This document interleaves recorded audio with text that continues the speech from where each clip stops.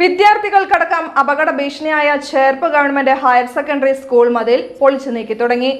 PTA നേതൃത്വത്തിൽ അടിയന്തര നടപടിയായത് media for വാർത്തയെ തുടർന്ന്. Cherpu government higher secondary school മതിൽ തകർച്ചാ ഭീഷണിയിലായിട്ടും അധികൃതർ മൌനം തുടരുന്നതിൽ കടുത്ത പ്രതിഷേധമാണ് ഉയർന്നിരുന്നത്. ഏത് നിമിഷവും നിലം പൊത്താവുന്ന സ്ഥിതിയിലായിരുന്നു സ്കൂളിന്റെ സംരക്ഷണ മതിൽ.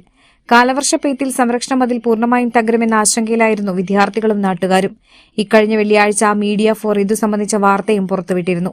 ഇതിനു പിന്നാലെയാണ് PTA നേതൃത്വത്തിൽ അടിയന്തര ഇടപെടലുണ്ടായത്. മതിലിന്റെ പല ഭാഗങ്ങളിലും വലിയ വിള്ളലുകൾ രൂപപ്പെട്ട് അപകടകരമായ രീതിയിൽ റോഡിലേക്ക് ചെരിഞ്ഞു തുടങ്ങിയ നിലയിലായിരുന്നു സ്കൂൾ മതിൽ.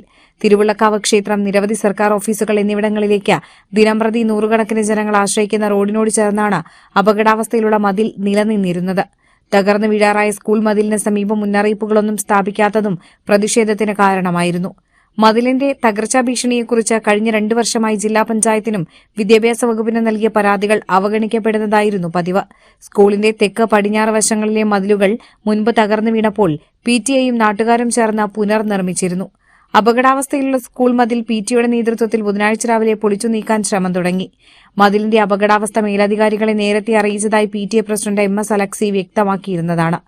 കാലപ്പഴക്കത്തിനൊപ്പം സ്കൂൾ വളപ്പിലെ മരങ്ങൾ മതിലിനോട് ചേർന്ന സ്ഥിതിയിലായത് അപകടാവസ്ഥ വർദ്ധിപ്പിച്ചു. തകർച്ചാവസ്ഥയിലുള്ള മതിൽ ഭാഗം പൊളിച്ചു നീക്കുന്നത് അടിയന്തര നടപടി മാത്രമാണ്. എത്രയും വേഗം പുതിയ മതിൽ നിർമ്മിക്കേണ്ടതും അനിവാര്യമായിരിക്കുകയാണ്. കൂടുതൽ സാമ്പത്തിക ചെലവുള്ളതിനാൽ ജില്ലാ പഞ്ചായത്ത് ഉൾപ്പെടെ സഹായം നൽകുമെന്ന പ്രതീക്ഷയിലാണ് സ്കൂൾ അധികൃതരും നാട്ടുകാരും.